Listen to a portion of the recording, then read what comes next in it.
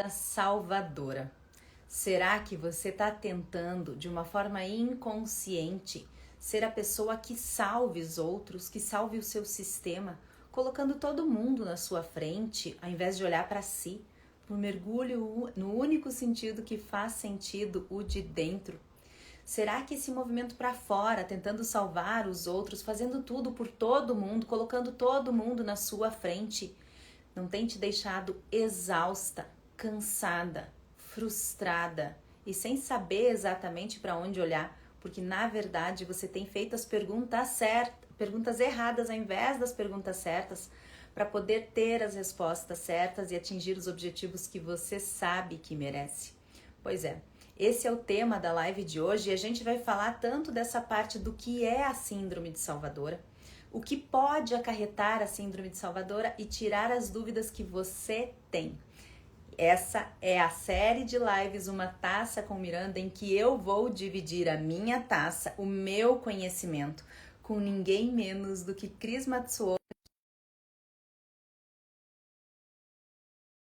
Não é um trabalho convencional, não. E eu tenho acompanhado ela já há algum tempo e é um prazer e uma honra estar com ela por aqui. Enquanto ela está entrando, eu vou pedir para você já compartilhar essa live com as pessoas que você sabe que vão se beneficiar. Será que você não tem uma amiga que está dando uma de síndrome de Salvadora? Agora, se você tem uma amiga, só compartilha com ela. Cuidado para você não tentar salvar essa amiga. Seja bem-vinda, Cris. Que bom ter você por aqui. Já dei a minha abertura, já falei um pouquinho. Lembrando também que a gente vai ter uma segunda live daqui a um mês falando sobre a criança ferida, que é uma live que eu já falei um pouquinho, mas do meu olhar, numa série de lives chamada O Olhar da Miranda, que é o meu olhar. Não sou consteladora, não sou terapeuta, eu sou escritora e dei o meu olhar a partir do meu lugar sobre a criança ferida. Já tá lá, se você quiser assistir, dá uma olhadinha aqui no meu perfil, mas a gente vai conversar com a Cris também sobre isso daqui a um mês. E depois vai vir ordem entre pais e filhos, a importância de você assumir o seu lugar enquanto filho em relação aos seus pais e enquanto pai ou mãe em relação aos seus filhos. E, por último, nós vamos finalizar essa série de lives com padrão comportamental não é destino. E a gente vai separar frases sistêmicas muito lindas para trazer para vocês aqui com significado, para acalmar e deixar a nossa vida mais leve. Então, agora foi. Cris, seja bem-vinda. Obrigada por estar por aqui. Eu que agradeço, uma honra sempre estar aqui com vocês, ainda mais falar desse tema que está tão recorrente nos atendimentos, gente. Verdade, né? Até o pessoal está colocando aqui, já diz o aviso para os passageiros colocarem primeiro a máscara de oxigênio em si, antes de tentar colocar no outro. E esse é um exemplo que eu dei, inclusive, no meu livro Seja um Assunto que Você Domina. Olha que Uhum. legal esse título, né? Depois que eu coloquei esse título, tu sabe que eu tenho uma visão sistêmica para tudo, não sou consteladora, mas eu adoro ter essa observação sistêmica. E eu pensei, cara, que título forte! Porque a gente só consegue ser um assunto que nós dominamos a partir do momento em que nós assumimos o nosso lugar de poder, né? É difícil você Tá? conseguir realmente assumir esse lugar, mas depois que você assumir, você entende, faz tanto sentido, né? Total, exatamente, é isso mesmo. Porque enquanto a gente não assume o nosso lugar no mundo, a gente não consegue criar raiz. Se a gente não cria raiz, a gente não consegue crescer, porque não tem nutrição. Então, para a gente ter nutrição, para poder falar com propriedade, com verdade e autenticidade, a gente precisa estar no nosso lugar dentro do sistema. E quando você sente que não está no seu lugar no mundo, muito provavelmente porque você não está no seu lugar lá no seu sistema familiar. Uma coisa leva a outra. Se você consegue se colocar no seu lugar dentro do seu sistema familiar, na vida, no trabalho, nos relacionamentos afetivos, vai ser muito mais fácil para você conseguir subir. Sabe, Cris, que assim, eu pensei, toda vez que eu convido alguém para fazer uma live, eu gosto de compartilhar algumas coisas junto, algumas coisas até minhas, que são coisas que normalmente eu não faço numa live que eu faço sozinha. Porque eu Claro. acabo me detendo mais ao conteúdo em si. E como aqui eu tenho convidado, eu gosto de trocar, parece que fica mais leve. Uhum. Eu tive por muito tempo a síndrome de Salvadora e eu sou muito rapidamente levada para ela, porque eu também tenho uma outra coisa, uma energia masculina super fortalecida. Então, para eu sair do meu lugar no meu sistema é muito rápido. E eu fazia isso. A minha mãe passou por uma situação particular dela, bem difícil, quando ela foi aposentada e tal. Ela não estava preparada para isso. Ela estava num ápice de produção ainda. Ela acabou sendo aposentada, então ela ficou sem saber exatamente para que lado, quem era aquela mulher, né? Quem era aquela nova mulher, então, que já tinha produzido para alguém e como produzir para si agora. Eu acredito que deva ter sido esse o pensamento dela. E a gente já conversou várias vezes sobre isso. Nesse momento, eu começo a assumir o lugar da mãe da mãe. Então, eu fazia muito esse movimento da salvadora, de levar aqui, levar lá, fazer isso, fazer aquilo, fazer aquele outro. Eu vou comprar a casa para você, eu vou resolver a sua vida. Eu comprei a casa, eu não dei tempo dela assimilar aquilo, já foi para a mudança da casa. Então, eu fui salvando todo mundo. Quando eu comecei a entender mais, a participar de constelações, a fazer as minhas constelações no meu sistema, e queria que todo mundo fizesse constelação. Não, mas eu pago para minha irmã, eu pago para minha mãe. Que não pode também. Pelo amor de Jesus, hoje eu olho para tudo isso e, como diz Bert Hellinger, é tudo por amor.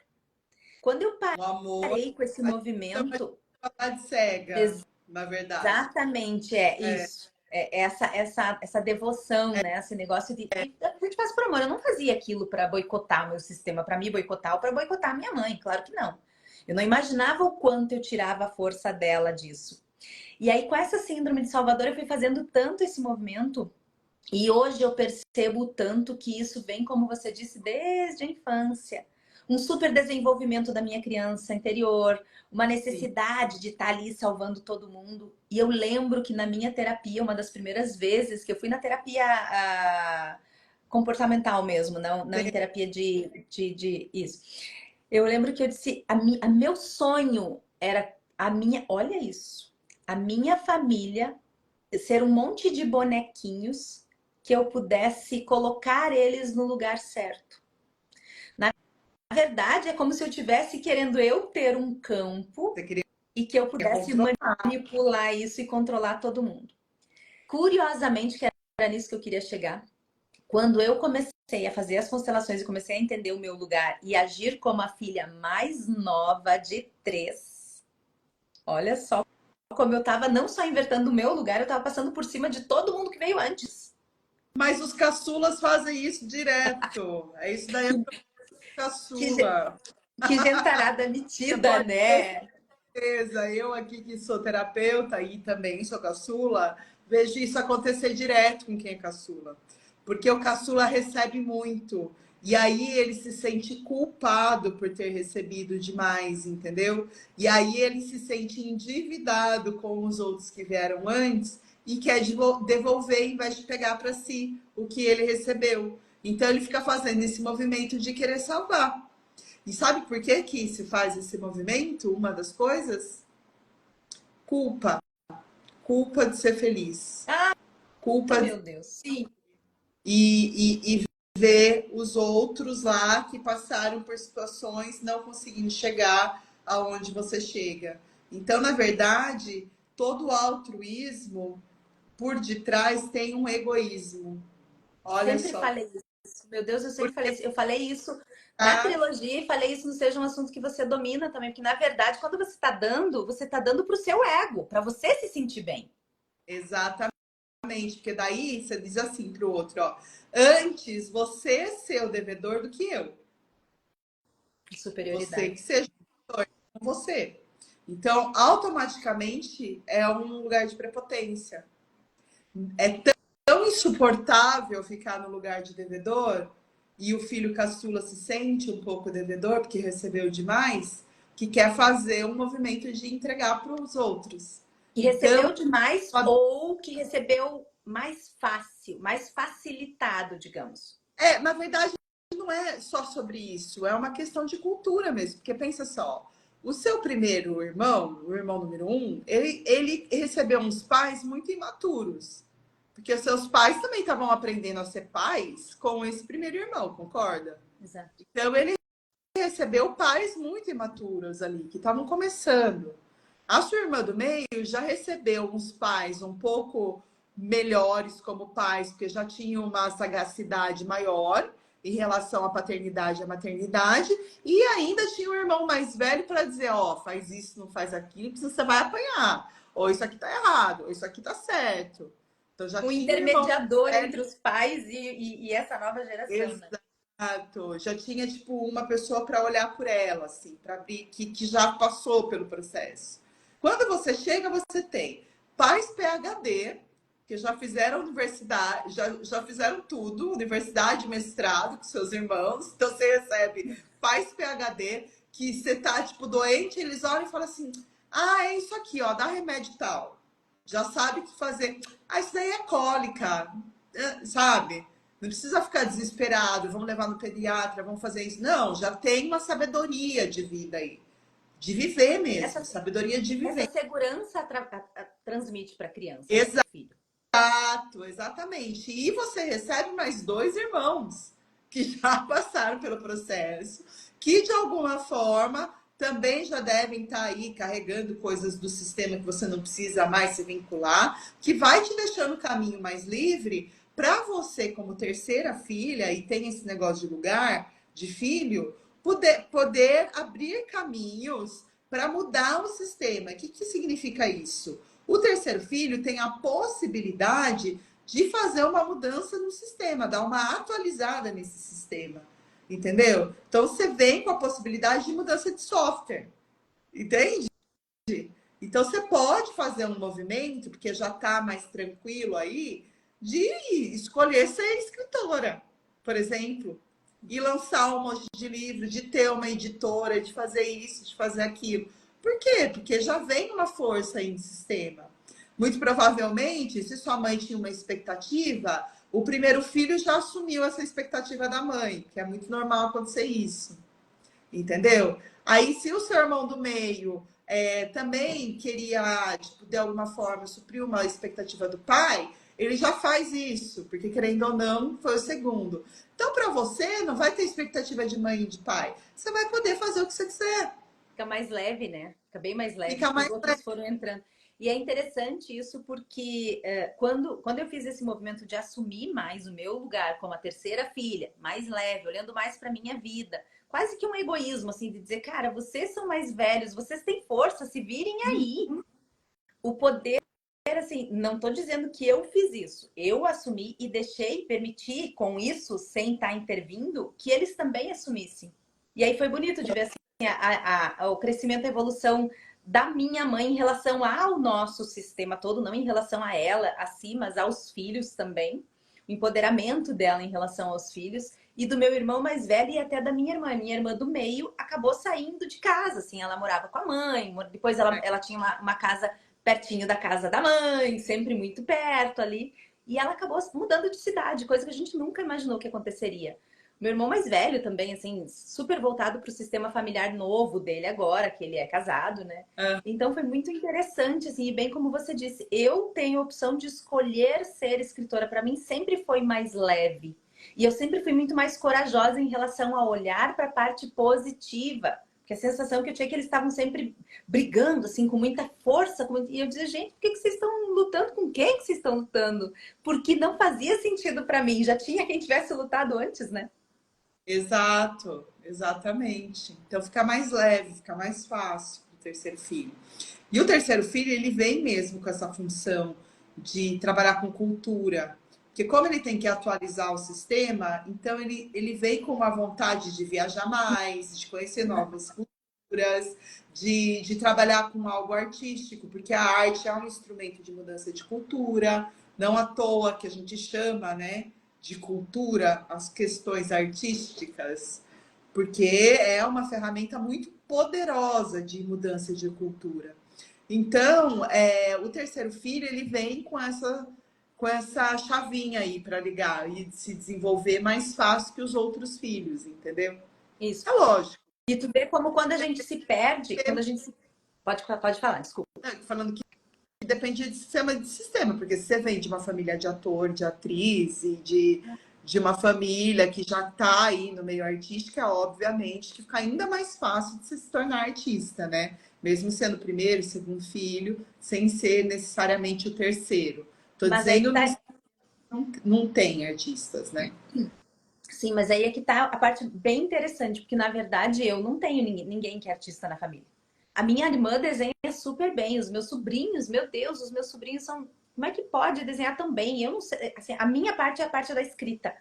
Mas mesmo assim eu tive essa liberdade de fazer isso. E veja, se eu tivesse insistido na sabotagem de permanecer naquele lugar da salvadora, eu boicotaria essa renovação do sistema de trazer coisas novas, porque eu sou a ovelha negra da família no sentido de desejos, de olhares, de vivências, assim. Eu sou a que mais viajei, eu sou a que mais fui atrás, eu sou a que faço diferente. Sabe, é interessante, assim, ver essa... Acabou ficando meio que a buscadora, da salvadora ir para a buscadora, sabe? Ao Sei. invés de ficar nessa necessidade eterna de estar salvando todo mundo, estar resolvendo a vida de todo mundo, que eu tenho uma facilidade de solução muito grande, assim. E sair dessa salvadora. E é interessante quando você falou da parte da culpa, né? Como a salvadora leva uma culpa dentro dela muito grande, isso é impresso assim, né? Como assim eu recebi tanto? Como assim? Então eu preciso doar um pouco, eu preciso deixar um pouco para o outro, ou então a prepotência, já que eu faço também, eu vou fazer por todo mundo. Eu gostaria que todo mundo fosse bonequinhos para eu controlar. Olha isso, né? Exatamente.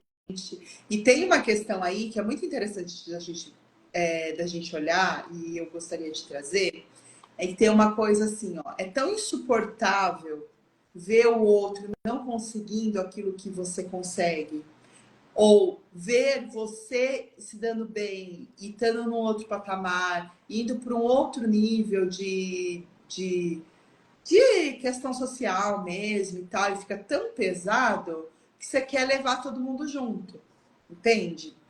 E pode ser que role, entendeu? Desde que você faça isso da maneira ordenada e certa. Vou dar um exemplo que todo mundo sabe. Por exemplo, a Gisele Bündchen. A Gisele é gêmea. Então já começa por aí, ela é gêmea. E aí ela alcança tudo que ela alcança como supermodel. Entende? Então, o que, que ela faz? No lugar dela, ela faz com que o sistema dela todo prospere junto com ela. Então, ela chama a irmã, que é gêmea dela, para ser uma assessora dela, trabalhar com ela. Chama o irmão para fazer não sei o que para ela, né? Chama o pai e a mãe para fazer alguma coisa para ela na empresa. Então ela leva todo mundo para ajudá-la, mas todo mundo tem função, todo mundo trabalha, ela não dá o dinheiro só por dar, por querer salvar, mas ela abriu uma possibilidade deles se desenvolverem dentro do sistema também. E aí é É, interessante porque você percebe no sistema quando as pessoas querem se desenvolver e assumir o próprio lugar. Porque, por exemplo, digamos que a Gisele quisesse isso, mas que essa família não fosse. Por exemplo, eu não quero, eu não vou ser um bom assistente, então eu quero, sei lá, ser um corredor de kart. E aí só vai gastando dinheiro e não vai conseguindo crescer. Então, por mais que a gente queira muitas vezes fazer, se o outro não quiser, se não for parte dele aquilo, não vai adiantar. E aí começa uma briga meio que sistêmica, né? Eu quero te ajudar, eu preciso te ajudar, porque essa culpa me deixa te ajudar, pelo amor de Deus. E o outro lado não retribui. Então fica aquela briga do sistema. E aí é o momento de a gente olhar para o futuro, né? Para equilíbrio. frente. Aí é aquilo, fica na prepotência.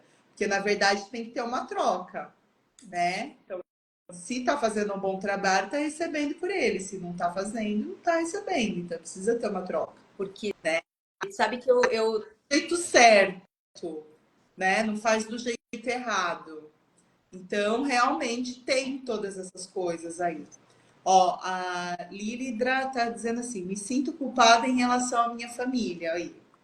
Então, pode ser que você tenha um pouco de síndrome de salvador aí. Queira salvar mamãe, papai, irmão, irmã. É E quem está complexo. nos assistindo, se tem a síndrome da Salvador, uma coisa que me chamou muita atenção, assim, quando eu fiz as pesquisas para ter mais elementos para a gente conversar, né? Claro. Foi que, e até por conta do meu próprio curso, porque como eu estou dando o curso do Seja um Assunto que Você Domina, que fala sobre inteligência emocional, e eu tenho esse olhar mais sistêmico, é incrível que a gente Quando tem a culpa, você tenta fazer um esforço de um lugar que não é seu. E quando você faz um esforço de um lugar que não é seu, vem a exaustão, a frustração, a sensação de incompetência, de impotência, porque nós somos impotentes. Hoje mesmo eu estava falando com uma pessoa que eu amo muito, eu disse, assuma a sua impotência. Para de achar que você vai resolver a vida dos outros, mudar a vida dos outros. Já começa por aí, Lídra. Parar de achar que você é poderosa sobre alguém, maior que alguém. Aceite a escolha do outro de ser ele. Esse é o maior poder que o outro tem e que ele assuma as consequências dos atos dele também. Exato. Então aí a gente tem que usar a virtude da compaixão.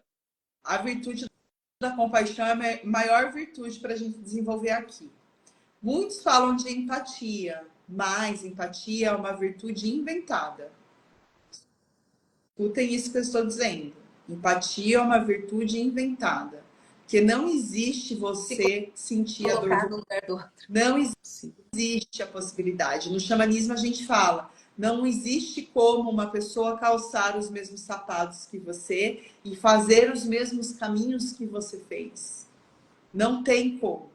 Só você sabe os caminhos que você percorreu com os sapatos que você calçou. Entende? Porque a vivência é individual, porque até a forma de presenciar e de ver e de sentir é individual. Então, nunca você vai sentir o que o outro sente. A empatia é uma virtude inventada. Não existe isso. Eu nunca, Entendeu? O eu mais nunca falei que nesses você termos, pode mas eu fazer. sempre pensei nisso, assim, que a empatia era uma coisa que é impossível, é simplesmente impossível. Não, é impossível. A única coisa que dá para você fazer é usar a compaixão. Aí sim. A compaixão é você tá do lado da pessoa. Olha, eu tô vendo a tua dor, eu tô vendo o que você tá sentindo e eu tô aqui do teu lado. Se você precisar de alguma coisa, eu tô aqui para te dar um apoio. Aí funciona, porque você tá no seu lugar, você não tá no lugar do outro. Entende? Você tá do lado, você não tá no lugar do outro. Aí sim. E o que a gente precisa entender da compaixão? A compaixão tem essa linha tênue que divide o que é do outro e o que é seu. E isso é importantíssimo, porque você não pode carregar o que é do outro. Só o outro pode carregar a carga que ele carrega. E aí a gente vai para um outro lugar espiritual que fala de karma e dharma. Quando você quer interferir no karma de uma outra pessoa, em vez de ajudar, você está atrapalhando. Porque se a vida, que é essa inteligência muito maior, entende? A vida é soberana, a vida é muito maior do que todos nós. E ela vai vencer de tudo quanto é jeito. A vida sempre vai ser maior que a gente. Se tem essa inteligência que é a vida, falando para aquela pessoa que ela precisa passar por aquela questão, porque tem um aprendizado ali, quem é você na fila do pão para tirar a pessoa daquele lugar para ela não passar? Muito provavelmente ela está ali naquele lugar porque ela precisa desenvolver alguma virtude que é essencial para ela se desenvolver e amadurecer como ser humano. Se você tira ela dessa dor e desse sofrimento, você está tirando ela do percurso. Às vezes o melhor que você tem a fazer é se afastar da pessoa se está doendo demais para você ver o outro sofrendo. Deixa o outro lá e se afasta se você não suporta. Entende? Só que nessas falas todas tuas, veja como a gente tem treinamentos totalmente antagônicos daquilo que deveria. Porque quando a pessoa tá na desgraça e ela não consegue crescer e tá doendo em si, o que que a gente faz? Junta mais, aglutina mais. Nós fomos ensinados que empatia é um dos maiores valores do ser humano. Se colocar no lugar do outro para que a gente possa, então, fazer por ele e tudo mais. Aí a gente fala do altruísmo. Quando eu faço pelo outro, eu não estou fazendo por ele. Eu estou fazendo pelo meu ego, para minha culpa parar. Para o meu ego se Exato. sentir bem. Então, o que é isso de a gente achar que a gente está fazendo pelo outro? Mentira! Isso é só uma invenção para que a gente se sinta melhor com um comportamento que é necessário para nós. Exatamente. Aquilo que você acha certo. Aquilo que você acha que vai ser melhor para o outro. Olha a É. prepotência aí. O que eu Eu penso, né, a respeito da acho. vivência do outro. Exato. Mas você perguntou se para o outro é melhor? E será que o outro sabe o que é melhor para ele, dado que talvez ele também esteja fora do lugar dele? Veja, esses dias eu Então, estava mas às vezes conversando. ele precisa descobrir, mas aí ele que tem que É passar ele que pelo tem. processo. Exato. Esses dias eu estava conversando com uma aluna minha do meu curso, desse do Seja um Assunto que Você Domina, que é sobre inteligência emocional, estado pleno de presença e inteligência sedutora, que é esse transbordamento daquilo que a gente tem dentro, em que eu falava exatamente isso. Como é que você quer tentar ajudar o outro se você não está conseguindo olhar para as tuas questões? E será que o outro está conseguindo olhar para as questões dele para falar sobre as questões dele naquele momento? Será que você já não está ultrapassando essa possibilidade dele, que talvez ele não esteja conseguindo olhar para isso? E você tentando ajudar, você está abrindo uma porta que não é para ser aberta agora. E será que se você olhar para dentro, para o único sentido que faz sentido de dentro, começando a compreender as suas emoções, antes de ter a prepotência de achar que compreende a emoção do outro, não vai começar a ficar mais leve para você, porque você vai... Você sabe o que você está sentindo? Eu perguntei para ela. E ela disse, o que você está sentindo? E ela disse, eu não sei dizer. Eu disse, então quando você souber dizer, você cobre do outro que ele diga o que ele sente. Você vai É, começar a pensar nisso. Só que daí quando você souber dizer, você vai entender qual foi o caminho para chegar até aqui. Você vai ver que esse caminho não é fácil, então você não vai exigir nada de ninguém. exatamente. Mais difícil é comunicar sentimento, que a gente não foi ensinado Não. a sentir e muito menos a nomear sentimento e a muito menos falar sobre sentimento. E ela ainda é mulher. Ela estava falando a respeito do marido. Eu disse, as mulheres, por mais que nós não tenhamos sido treinadas para isso, as mulheres ainda têm um treino maior a respeito dos sentimentos do que os homens. Ou seja, se você que é mulher, que foi mais treinada do que os homens na infância, para falar dos próprios sentimentos, não está conseguindo falar dos próprios sentimentos, imagina ele que é homem, que não está no mesmo caminho de busca de evolução, de conhecimento que você, de autoconhecimento do que você, que não foi treinada desde a criança, quer dizer, quando ele era criança, o que diziam para ele? Vai lá e bate no coleguinha. Vai lá e resolve na força bruta. O homem não tem, o homem biologicamente, fisiologicamente, desenvolve o poder da fala depois das mulheres, porque a fala só vem no nosso cérebro para poder colocar em palavras o que sentimos. Ou seja, a mulher tem um desenvolvimento maior disso. Aí ela estava falando do homem e querendo cobrar dele o mesmo nível de compreensão dela, que está na busca, que é mulher, que já tem mais facilidade, tanto de treino, quanto de busca, quanto de fisiologia. Eu disse, é por isso, porque são dois analfabetos emocionais discutindo, ele de um patamar, ele de um determinado nível, você de um outro nível, e ninguém se aproximando, cada vez mais divergindo. Mas aí a gente pode falar que, não sei, não conheço sua aluna, não sei sobre o Sim, que no era. caso, Mas o que pode estar acontecendo é que, falando em linguagem psicológica, que a ânima dele está sendo projetada nela e o ânimos dela está sendo projetada nele. E aí existe uma briga entre a ânima e o ânimos. E quando os dois não estão integrados dentro das pessoas, elas se tornam um pouco agressivas e elas brigam mesmo. Porque elas não, nesse caso não tinha agressividade, assim, tinha uma não compreensão. tinham uma não E ao mesmo desafio, uma não compreensão. que não precisa ser fisicamente, Exato. pode ser verbalmente, né? E a gente fala muito violentamente, assim, as palavras são muito pesadas. Comunicação, né? A comunicação mais violenta. E sabe que essa parte dessa salvadora, o pessoal tava falando ali, como que resolve isso, né? Um dos aspectos que mais me chamou a atenção em relação a Salvador, quando eu estava olhando, assim, é a dificuldade de assumir o seu lugar de impotência e muitas vezes até pedir ajuda. Quer dizer, ninguém ajuda porque você não precisa de ajuda, então você resolve tudo. Só que chega uma hora que você diz assim, cara, eu queria que pelo menos olhassem para mim. Dissessem, você está precisando de ajuda, mas de uma forma de realmente oferecer. Mas se o outro lado não permite, os outros você tá, cara, a fulana lá resolve tudo, a Miranda resolve tudo, a Miranda não precisa de ajuda nunca, porque ela vai lá e faz. Então, se ela faz, tá tudo bem. E se eu entro Exato. nessa, eu tô colocando hipoteticamente, né? Se eu entro nessa energia, não, então tá tudo bem, eu vou fazer mesmo, eu vou me distanciando cada vez mais do meu lugar de impotência e vou me aproximando cada vez mais de um lugar de fraqueza, achando que o poder é força. E não é. Exatamente. E daí, mais uma vez, fica nessa coisa de ficar lá em cima, né? Só que daí é num outro lugar, num lugar de altar mesmo, né?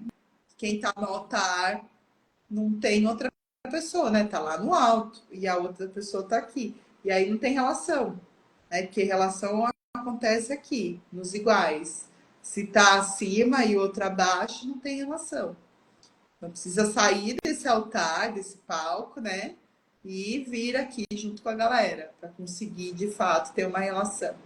É complexo, E mas acho que esse descer do altar começa muito nessa identificação das emoções também.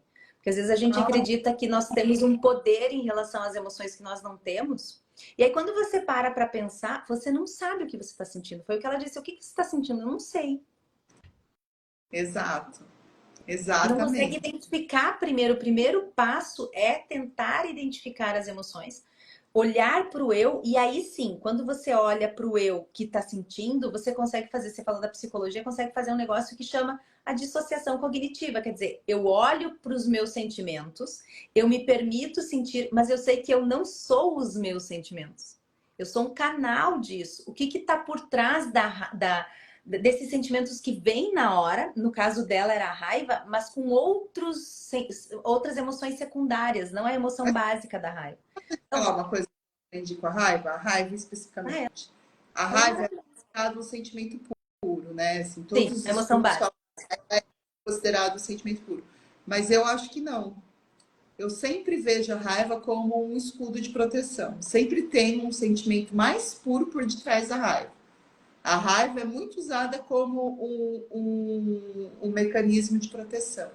Você está com raiva é porque tem alguma dor ainda maior que você não está conseguindo ver que está por detrás da raiva. Pode ser uma frustração, pode ser uma impotência, Medo. pode ser uma tristeza profunda, um medo, uma vergonha. Então, a raiva, ela vem, é um fogo que queima para você limitar, entendeu? Você pôr limite. Você fica com raiva, você grita, você fala alguma coisa, a pessoa assusta e para. Então, você consegue, de alguma forma, impor limites com ela. Porque Mas eu acho existe que uma dor grande ainda que você não consegue comunicar, não consegue falar. daí é que está. Eu acho que quando é colocada a raiva, e compreendo o que você está falando, eu também tinha essa sensação. Que se você tem esse escudo, né? Então você coloca isso.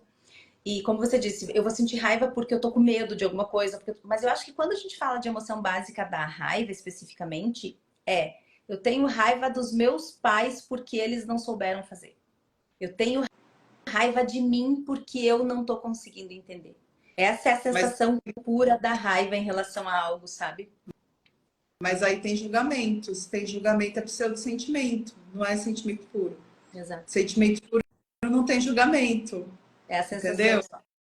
Mas daí aí é que está. Então, nós não temos sentimento puro em relação a nenhum sentimento negativo. Porque todos eles, os sentimentos negativos, considerados negativos, boicotadores, sabotadores, que eu discordo, para mim a raiva é poderosíssima.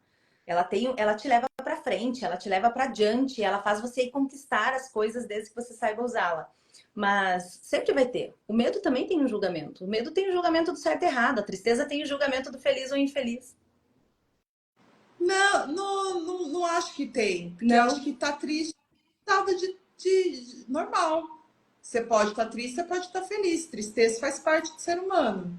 Mas em comparação ao Ah, quê? Sabe por que que eu digo isso? Porque até teve uma aula agora no.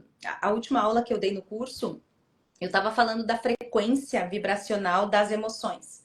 Aí estava falando, por exemplo, a frequência em relação a Hawkins, né? Aquela escala de Hawkins das frequências. Você vai chegando cada vez mais próximo das mais elevadas, passa pelo amor, passa por todas elas. E você chega na felicidade, que é a frequência mais pura que tem. Para depois chegar na iluminação, né? E até lá é interessante, porque as nuances das vibrações, elas vão mudando. Então, às vezes, você acha que você tá triste, mas você tá triste por quê? Porque você deve estar comparando com alguma coisa. Porque se você parar para pensar que nós já temos uma vibração mais elevada, ou então dependendo do com quem você está lidando, dependendo de que situação você está lidando, ou você experimentou a iluminação, que é a frequência mais elevada que tem. E aí você se apaixonou por alguém, você conquistou aquele projeto, você chegou na iluminação, mas ela não vai se manter. Só Jesus Cristo e as semelhados mantiveram isso aqui. Nós não vamos manter isso aqui. Então você desce. Aí você fica triste, porque você experimentou algo que você não vai conseguir manter, e quando você desce, você pode até estar vibrando na felicidade. Mas em comparação à iluminação, você se sente triste. Porque eu acho que a Sim, tristeza, ela tem muita comparação. mas o que acontece é o seguinte, ó, quanto mais alto você sobe, seja usando a escala, que é uma Isso. medição, ou ele gosta de trabalhar com Mahalila, que fala dos chakras, que você vai subindo os chakras e tal, maiores são as serpentes que você cai, maiores são os condicionamentos. Por exemplo, quando você chega no sétimo chakra, que é um chakra de extrema elevação, que você já consegue ver a realidade, experimentar a felicidade, etc. Uma das serpentes que entra pela porta do fundo é a serpente da acomodação. Entende? Que faz com que você ache que agora você já conquistou tudo, não precisa de fazer mais nada. Você já é iluminado. E é isso, você não vai ficar lá na iluminação. Porque a vida vai te pedir movimento. E aí o que acontece? A serpente da acomodação, que é um condicionamento, te leva para a ilusão. Você está na ilusão. Você Porque isso acha que já conquistou. E começa a negação também, né? Porque a vida, como você disse, a vida vai te mostrar algumas coisas com cada vez mais força. O sistema vai te colocando de frente para isso. Sai desse lugar, sai desse lugar.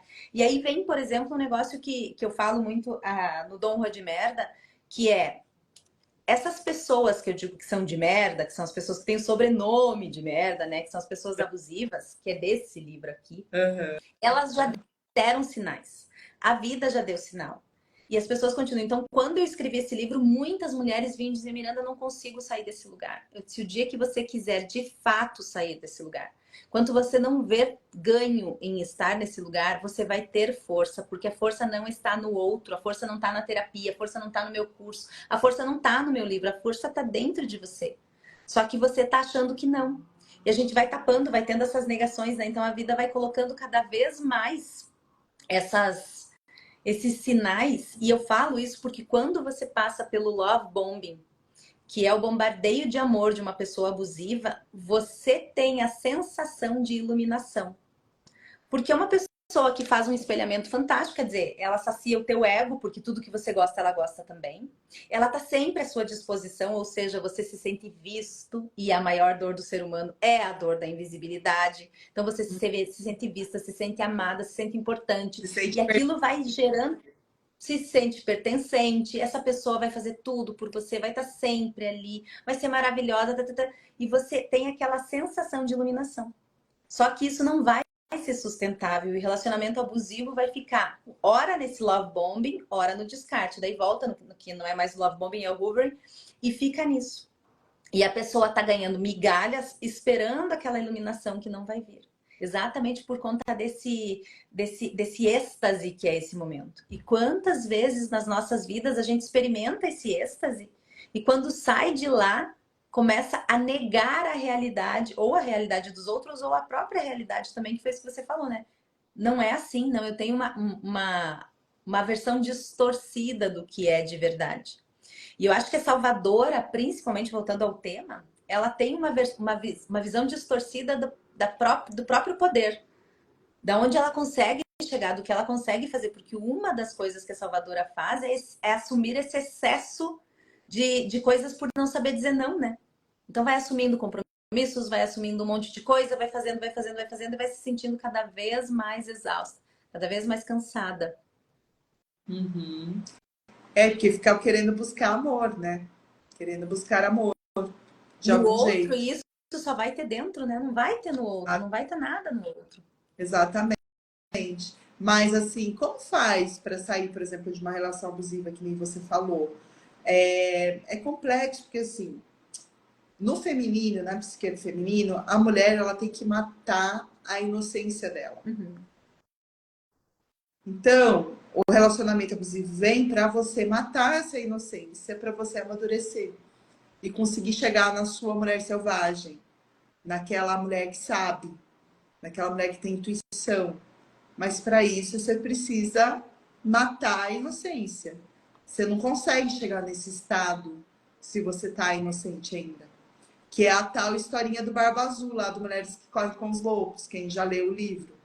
Né? O Barba Azul era aquele cara que foi lá e seduziu a terceira irmã, que era a mais nova, e ele era incrível, tinha um palácio, dava tudo para ela, cuidava dela e etc. Casou com ela do melhor jeito. Só que ele era meio estranho, ele tinha barba azul, né? As outras irmãs já perceberam, porque elas não eram mais inocentes, que ele tinha barba azul. Mas ela, é só barba azul, tá tudo bem, não preciso ficar me preocupando com isso.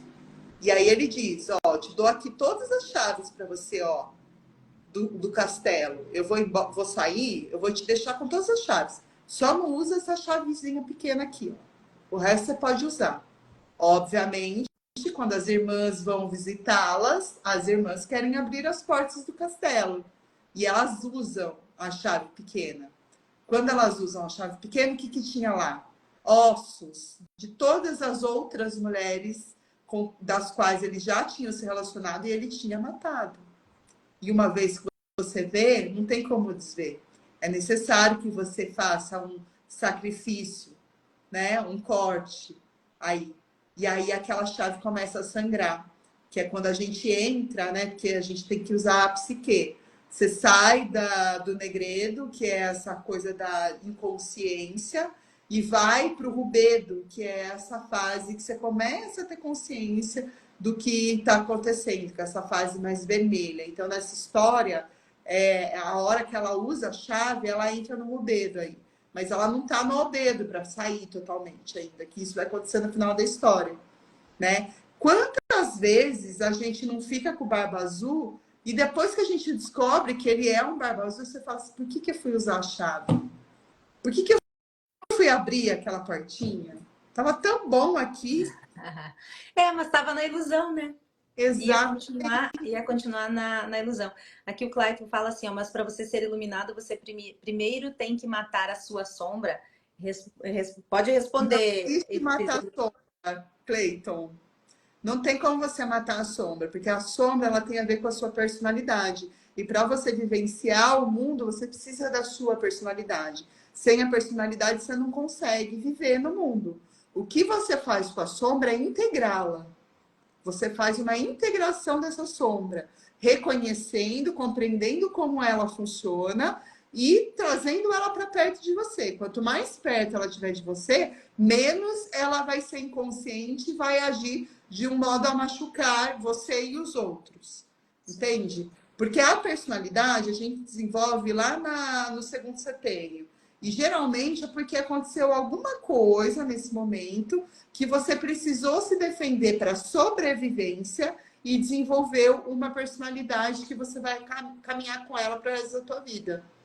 E conforme você vai crescendo e se desenvolvendo e amadurecendo, você vai entendendo como essa personalidade atua para que você não deixe mais ela dominar você. E faça com que você consiga, de fato, trazer ela para perto. Dentro do xamanismo tem uma imagem que eu gosto muito, que é a seguinte: o único momento que não existe sombra na Terra é ao meio-dia, porque o sol está no alto e a sombra está totalmente dentro de você.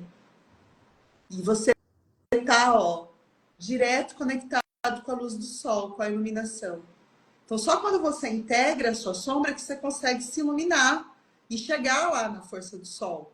Só que você precisa integrar a sombra, mas não matar, porque matar vai ser impossível. Eu falo que quem consegue fazer essa integração da sombra dentro de si se torna um ser mais autêntico. Porque a partir do momento que você entende a sua personalidade, você não deixa ela te dominar, você transforma ela em autenticidade. Então você fica mais autêntico na vida. Porque daí você não precisa mais dela para te defender.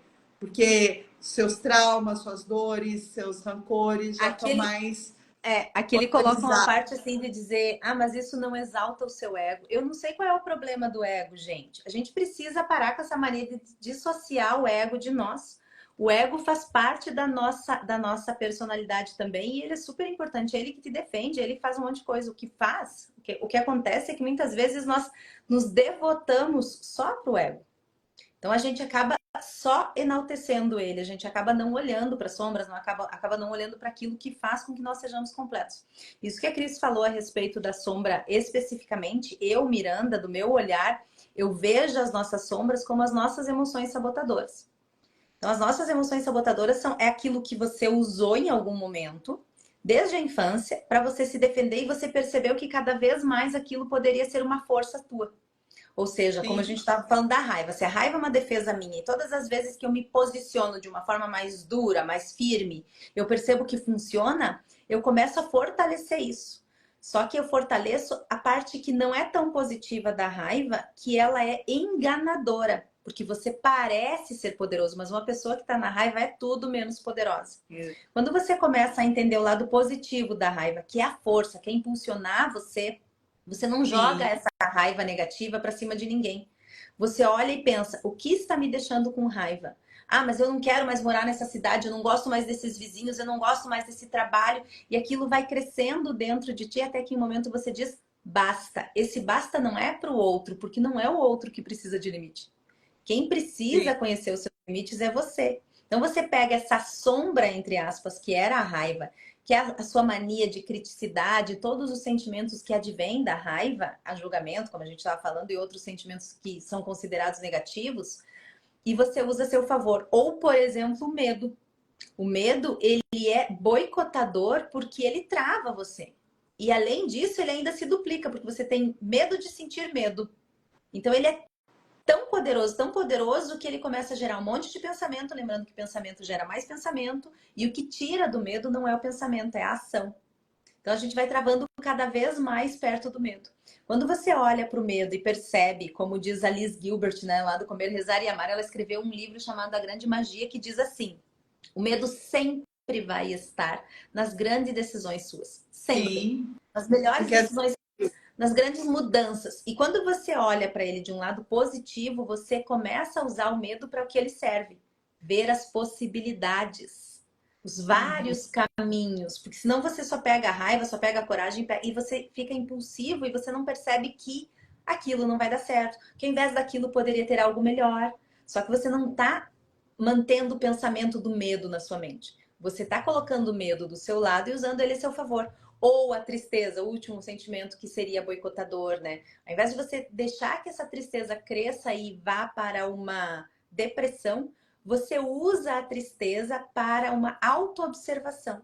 Porque é no momento de tristeza que você tem a maior riqueza que o ser humano pode ter, que é olhar para dentro. E quando a gente está triste, a gente olha para dentro pelo lado ruim, pelo lado negativo. Não, eu estou triste. Olha a dissociação cognitiva aí de novo. Eu estou triste. Mas por que que eu estou sentindo isso? O que está por trás dessa tristeza? O que está me levando a isso? E aí eu pego toda essa parte que poderia ser negativa e eu aprendo a usar. Que é isso que o meu curso ensina. Como você aplica o que você sabe de uma forma poderosa na sua vida até que você consiga transbordar isso, transcender isso. então, eu aprendi a fazer um movimento que é assim, ó.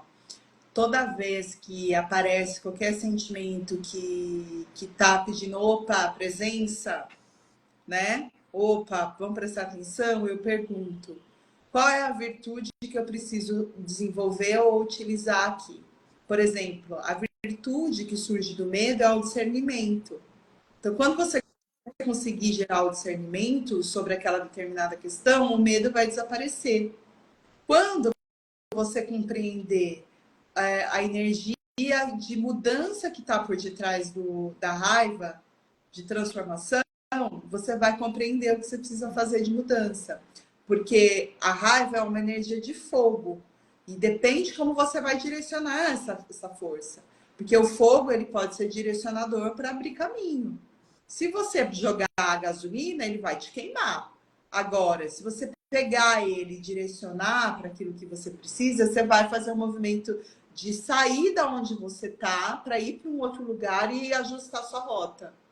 Tem muita gente que só consegue tomar decisão e sair do lugar na raiva, senão não Exato. consegue, na acomodação.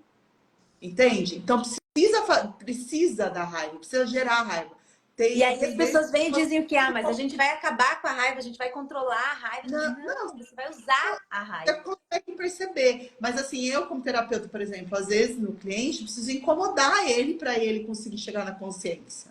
Se eu não incomodo, ele fica lá, entendeu? Então, às vezes é necessário que isso aconteça. Quando você fala da tristeza, vamos levar lá para o primeiro divertidamente, né? Primeiro, número um, Sim, o número que um. foi a tristeza que fez com que a Riley conseguisse comunicar para os pais que ela não estava satisfeita com a mudança e que aquilo estava machucando ela. Entendeu? Se não fosse a tristeza, ela não ia conseguir comunicar, porque gerou vulnerabilidade. E na vulnerabilidade você consegue mudar o estado. Na verdade, se a gente for pensar de forma alquímica, tudo tem a ver com as nossas águas. Ó, o medo paralisa, congelou.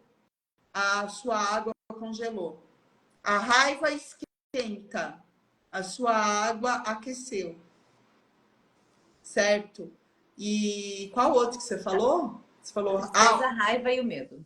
é, tristeza, raiva e medo.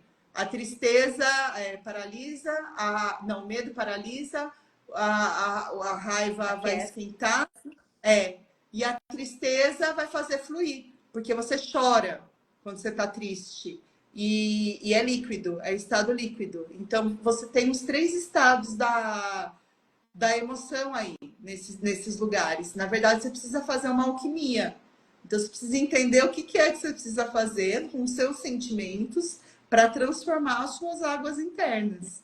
Olha que inteligência que está aí. Porque o que acontece muito, aí tipo, a gente vai para um outro campo, mas é muito interessante de trazer, é que por muito tempo a gente acha que a gente é só corpo e mente. Então, falam só do corpo e da mente, do corpo e da mente, e esquece do emocional. Só que é no emocional que as alquimias acontecem. É só nas águas que você vai conseguir fazer um processo de transformação. Então, é preciso você identificar em que estado você está e para onde você precisa ir com as suas águas. Então, esses sentimentos que são considerados sentimentos ruins, na verdade, eles estão chamando você para uma mudança de estado. Sempre para uma mudança de estado. Isso aí.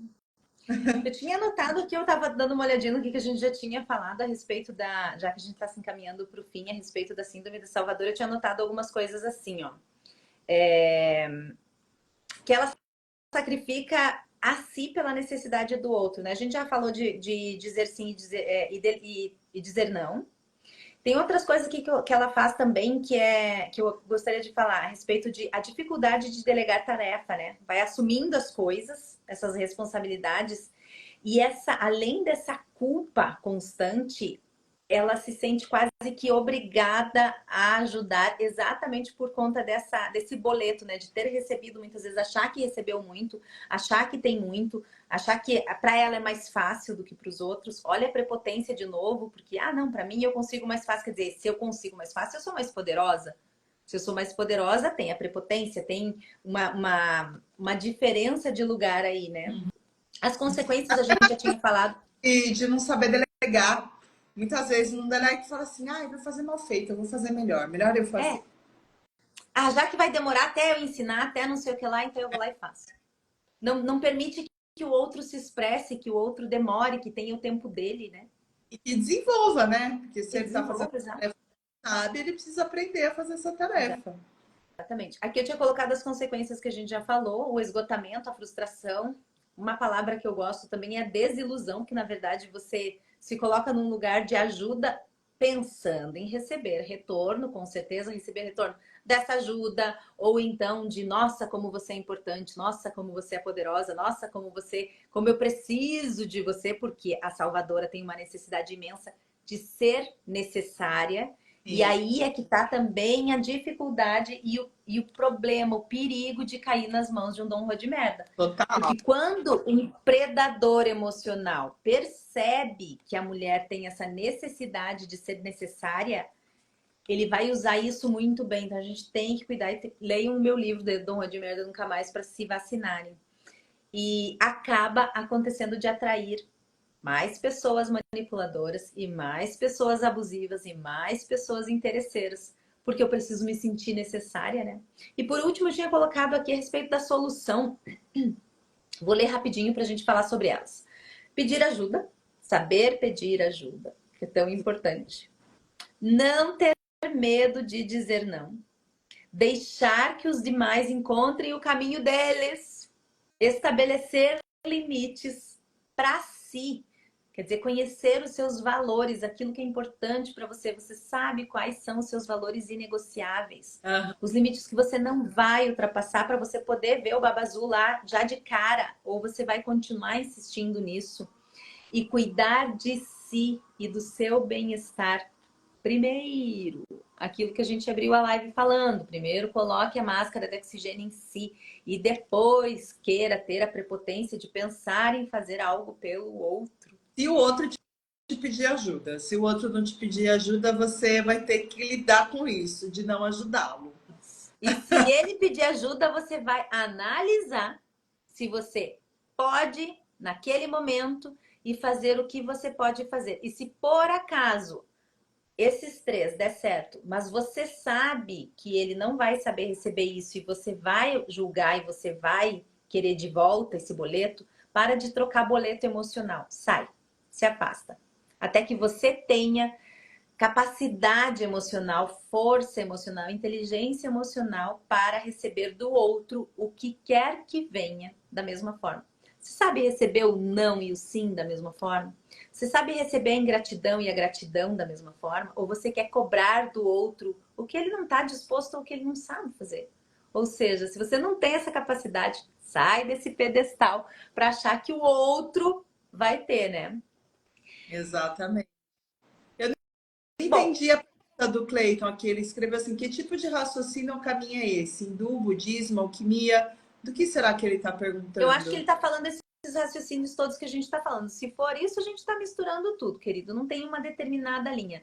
A, a, a Cris, eu acho que tem essa linha mais do xamanismo. Você tem muito essa visão, né, Cris? Eu Sim, não. Eu tô falando para mim da parte de escritora mesmo e do que eu vi da psicologia. Como escritora, não como psicóloga, porque eu não sou terapeuta. claro. Aliás, façam terapia. É, não, é uma visão mais xamânica, mas também tem muito da visão dos Vedas, do hinduísmo, sim. É, a alquimia é junguiana, né? Que Jung estudou alquimia. Então ele fala isso. Então, quando eu estou falando de mudança de estados, eu estou falando um pouco do que o Jung estudou também, né? Esse campo intermediário é o campo intermediário que Jung fala, né? Que ele até explica que teve um determinado momento na história lá pelo século XVI, se eu não me engano. Não sei exatamente se é isso. Se não me falha a memória, é no século XVI, mas eu tenho certeza absoluta que isso aconteceu com a Igreja Católica, que quis estabelecer só o céu e a terra. Então Dualismo, era né? corpo, a dualidade. Então era corpo e mente só. Tirou o campo emocional da jogada para ficar essas duas partes só. Só que aí, quando você fica nesses dois lugares, você não consegue fazer o entremeio A de mudança, de conexão, né? estado, a conexão, entendeu? E é Ali justamente nesse campo intermediário que você consegue fazer as mudanças. Exatamente. Aliás, seguindo nisso e entrando na parte da fisiologia, que eu falo muito no Seja um Assunto que Você Domina, eu começo com essa parte de fisiologia explicando muito isso. Isso que você falou tem muito a ver também com a teoria do cérebro trino, que explica o nosso cérebro em três partes. A primeira delas é a intuitiva, ou seja, que é aquele meu lado animal mesmo, da minha intuição, do meu instinto. Depois vem as emoções. Só que veja, a gente comeu as emoções, porque a gente saiu do instinto e vai direto para a razão. Só que a razão, ela só existe para que você seja capaz de colocar em palavras as suas emoções. Ou Exato. seja, esse cérebro, se você acha que você é uma pessoa racional, esse cérebro seu racional, ele não só é feito para tentar explicar as emoções, como ele é baseado e coordenado, comandado, tanto pelo cérebro instintivo, e lá mais primata mesmo, quanto pelo cérebro emocional. Ou seja, a gente se acha tão racional e a gente não é capaz de colocar em palavras o que a gente sente. Que racionalidade é essa? É. Cris, fala, pode falar. E aí tem uma grande questão, porque é aí que fica as crenças limitantes. Aí Exatamente. Até, na você verdade, a gente poderia prende, fazer uma live sobre elas, né? porque aí você se prende nas crenças limitantes, né? Então você não consegue fazer a expansão de consciência necessária para você ir abrindo espaço para que você consiga pensar de forma diferente. Você está tão nessa visão que você foi aprendendo e foi passado, e foi passado, e foi passado, que você já nem sabe mais para que serve. Exatamente. Mas você está repetindo o padrão. Pode ser que lá atrás, quando sua mãe, sua tia, sua avó passaram por aquele momento, naquele determinado lugar, naquele determinado momento da história e de vida da humanidade, fez sentido, mas agora, no seu tempo, em outro lugar e etc., talvez não faça mais E, sentido. e, e, Porém, você tira o sentir, como que você vai saber ter esse discernimento? e aí a gente pode até colocar a respeito, assim, até pode até deletar o resto também, né? A galera toda, vamos pensar em nós. A Miranda de hoje não é a mesma Miranda da semana passada. E a gente está Total. numa velocidade de expansão muito grande pela busca, pela necessidade, pela própria espiritualidade, seja pelo que for, que eu vejo assim, por exemplo, eu fiz uma viagem para a mesma cidade, deu 15 dias de diferença. Esses 15 dias de diferença eu percebi comportamentos meus da primeira viagem que eu já não teria na segunda viagem. Eu tô falando de 15 dias. Então, quando a gente fala de crença limitante, meu Deus do céu, transgeracional, meu Deus do céu, é muita coisa. É. Bom, enfim, gente, guardem as perguntas para as próximas lives. A gente já bateu 1 hora. Eu quero te agradecer, Cris, muito por você estar aqui, por disponibilizar esse teu tempo. Quero agradecer quem está assistindo a gente. Essa live vai ficar salva. Assistam a live, compartilhem. Tem tanto conhecimento bom aqui para a gente divulgar e falar com mais pessoas, passar para mais pessoas do teu lugar, daí onde você está. Envie para as pessoas que você acha que possam assistir. Depois a gente vai fazer a segunda live da criança ferida, a terceira live daqui 2 meses, 1 mês a criança ferida, daqui 2 meses a ordem entre pais e filhos, e daqui 4 meses, no 4º mês, padrão comportamental não é destino. Essa vai ser a nossa agenda. Então, quero te agradecer muito, muito por estar por aqui. Querida, um beijo para Beijo. você e a gente se vê em breve. Com Tchau, certeza. tchau. Beijinho, gente. Até mais.